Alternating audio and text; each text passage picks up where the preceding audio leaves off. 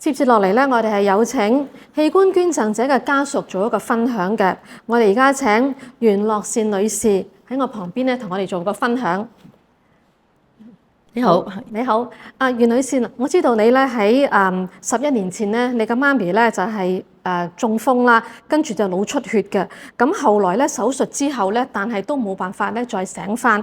咁醫生就話咧，其實媽咪可能已經係腦死亡啦。咁我想了解一下咧，喺你哋當時咧喺咁哀痛嘅時候，點樣去作出一個咧讓媽咪嘅器官咧捐贈俾有需要人士呢一個嘅決定嘅咧？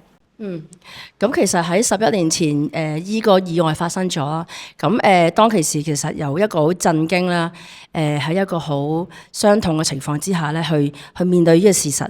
咁其實去到醫院嘅時候，其實坦白講，我哋都係一片空白嘅，即係唔知點算好，全部都係靠醫生嘅醫務人員話俾我哋聽點樣做。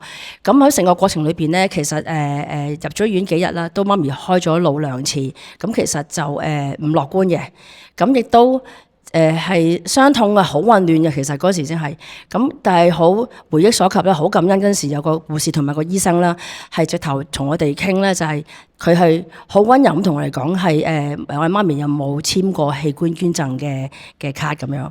咁其實佢一問咧，反而我哋提翻醒我哋嘅，因為我哋真係諗唔到任何嘢。咁後尾就我哋幾姊妹其實傾過啦，傾咗成日時間。咁後尾就決定將媽咪嘅遺願去實現出嚟，咁就去做呢個嘅器官捐贈咯。咁但係過程中並不容易，係啦，因為有屋企人反對嘅。咁一啲傳統嘅思想啦咁樣，咁但係都幾經歷啦，咁達成一個共識啦，咁我哋幾姊妹成家人係決定將媽咪嘅內臟捐出嚟嘅。咁喺呢個位上邊咧，其實我係想分享多少少啦。咁本來可以捐出2個內臟，咁因為我哋傾嘅時間可能過長咗，後尾只可以捐出1個肝臟。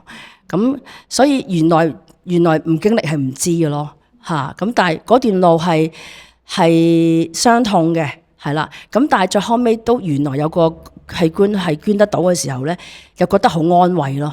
因為真係有另一家人可以接收到，另一個生命接收到，咁完成咗媽咪嗰個遺願，就係個生命延續生命呢個意義咯。係。咁係啦，咁喺你完成咗媽咪捐贈嘅器官之後，咁嗰個傷痛咧，會唔會係因為呢個行動有冇啲咩嘅減少啊，定係點樣咧？其實傷痛因為11年前發生啦，咁傷痛咗都幾年嘅。點解係嗰種唔捨得啊？嗰種好多遺憾出現晒咁樣。咁但係其實隨着時間過去啦，咁我哋幾姊妹都好好地活落去。點解？因為我媽咪生前係一個活潑、好積極嘅人嚟嘅。咁其實我相信佢嘅 DNA 都遺傳咗俾我哋，而我哋都係好積極咁活許我哋人生咯。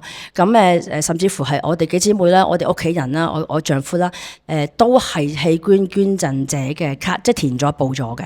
咁所以咁亦都好一次我記得係好印象深刻啦。有一次器官捐贈嘅活動裏邊咧，我哋去到一個慈善農莊度啦，我眼見係有幾個器官捐贈康復者喺我面前嘅，咁一齊去參與嗰個活動嘅。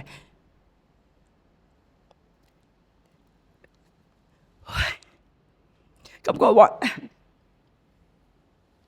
個畫面係好感動嘅，因為其實雖然我哋經歷過傷痛嗰刻，咁但係見到康復者佢可以繼續生活，同埋佢繼續好多開心嘅生活，同佢屋企人一齊，呢個我覺得係我哋最大嘅欣慰咯，係啦。